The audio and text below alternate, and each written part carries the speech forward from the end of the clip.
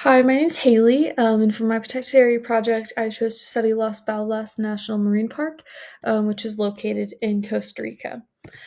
So this is a map of the protected area. There's around 1,100 acres of beach and coast, which is highlighted in the dark green, and there's around 54,400 maritime acres, which is like the marine section of this national park that's in this dark blue. And you can tell there's 6 different beaches or islands in this protected area, so it covers an extensive amount of land. This is a picture of the protected area. As you can tell, it is super, super beautiful.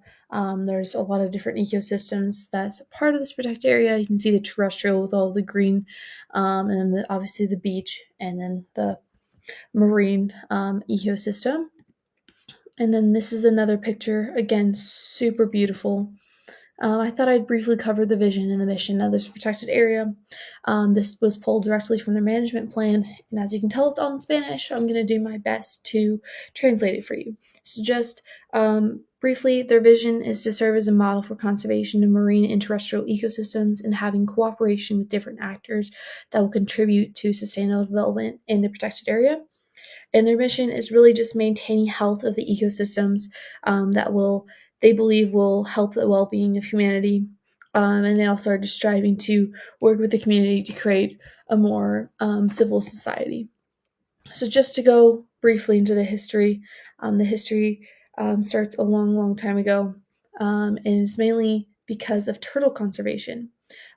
So overall, the credit for the birth of leatherback sea turtle conservation is given to Lewis Wilson and Marinel Pastor, and they began giving nesting tours from their hotel in Costa Rica. And so this sparked a really big movement to push towards protecting sea turtles, because leatherback sea turtles are actually one of the most endangered marine reptiles in the whole entire world. And they have returned to Playa Grande, which is a part of this protected area, for thousands of years to hatch their eggs.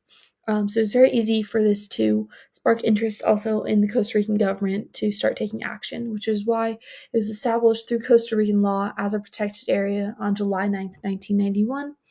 And as you can imagine, this process was not really contested. There wasn't really any previous owners on the land. It was all really rural and undeveloped. So it was just kind of privately owned, but eventually got sold, so that it all could be declared a national park, just to really keep up with this up and rising sea turtle movement. But besides Lewis Wilson and Mariano Pastor, a big stakeholder in the park is SINAC, which is kind of like the overarching conservation and sustainability platform that manages all of the protected areas in Costa Rica. So it is IUCN Category 2, so it is a national park. So just to go briefly into the threats, some of the big direct threats. One is coastal development. As you can all imagine, Costa Rica is becoming more and more popular, and is a very popular destination for tourists. So this northwest side or Pacific side of Costa Rica is constantly becoming developed. So it puts a lot of pressure against the protected area management, just with keeping up with all the government interest of buying that land, and trying to turn those little seaside villages that are up against the protected area into resort destinations. So it's a constant threat for them to really protect their land. And then illegal fishing is also a really big threat, as you can imagine, for the Coast Guard and the rangers of the national park. It is very difficult for them to always monitor what fishing is occurring and making sure that it's done in sustainable and legal manners, and that also that it's not harming those sea turtles, because it's very common for them to get caught in the nets if they're unsafe, or which can obviously lead to them dying very easily, and they also have to be aware if they're purposefully poached. And I'll go into nest disturbance later on. So I thought I'd show this. It also came from their management plan. I just thought it was super interesting how they categorized and really like laid out all of the threats. So as you can tell on the left, they have all the different categories. This is just part of them, but they have said things such as contamination, like the extraction of natural resources, and like climate change. And then they go further into identifying like specific threats between those categories. Like for extraction of natural resources, they have um, taking eggs and fish and deforestation on there, and then they go even further to highlight certain focal elements of management. So for nest disturbance, this is a really big threat because as sea turtle eggs are becoming more popular on the black market, it is more common for poachers to take these eggs. And Costa Rican law does prohibit people from taking those eggs, but poachers obviously still find a way around that. And then also another big part of this is tourists. When they're not aware on these beaches, it is very easy for them to crush sea turtle nests just because they might not know that it's a sea turtle hatching ground. And they're very fragile eggs, as you can imagine. And then sea turtle nests are also very easy targets for predators such as birds and dogs and coyotes. So there constantly has to be management to protect them. This is what the sea turtle eggs look like. They look like ping pong balls. That's the best way I can describe it. I fortunately have been lucky enough to visit Costa Rica several times, and I got to witness baby sea turtles hatching and trying to make it to the ocean, which was a lifetime experience, let me tell you. And this is a picture of the actual sea turtles. Very, very, very cute. So just quickly to go over the indirect threat, I focused on climate change because, as you can imagine, climate change affects everything globally. But as the seawater and beach water or beach temperatures increase, many people may not be aware, but that the number and health of hatchlings has a direct correlation with the temperature and moisture of the beaches that the sea turtles are nesting on. So typically, cooler and moisture beaches provide more fertile ground. There's been a lot of research that shows how the population of leatherback sea turtles is continuing to decrease as beach temperatures increase. So this is a really big threat. And then the underlying cause and for the history, I also focused on just overall lack of knowledge and acceptance and understanding of climate change. Because a big thing is ignorance and just being unaware of how much our footprint can impact this planet.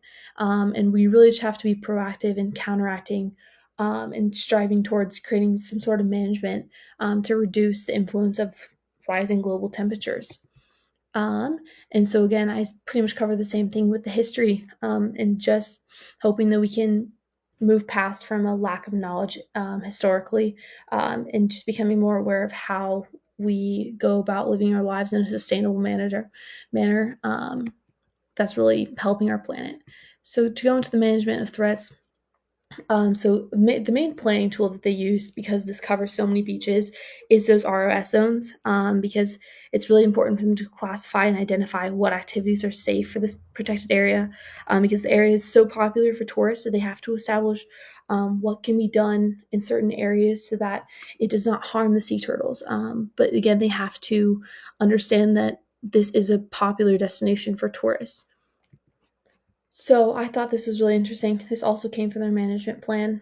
This is just some of those ROS zones that they created. As you can tell, they have different beaches for like the sites, and then they have like certain stuff that's limit or permitted, and then stuff that's limited not permitted. And so some of the management principles. So a big one is long-term activity.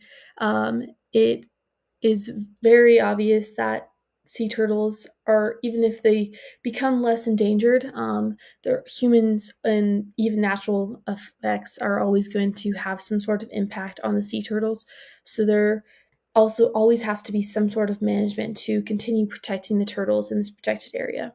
And then a big one has to do with managing the protected area as a community effort. And this is a huge deal because, as covered in this slide, they have a lot of key actors. This was also something that they had in their management plan. I thought it was really interesting because in the previous slide, I was talking about how it really has to be a community effort for everyone to protect the sea turtles, because if there's a lot of counteracting in the decisions that needs to be done to keep this as a protected area, we have to make sure that everyone's on the same page. Otherwise, it's not going to gain enough precedence to really understand how crucial it is to protect these leatherback sea turtles.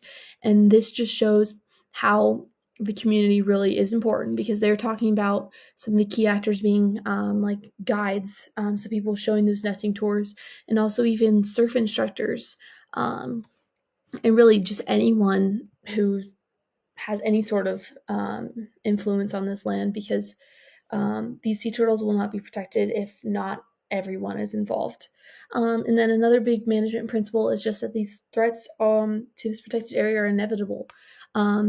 There's many aspects of the threats that we can't always control, such as the predators.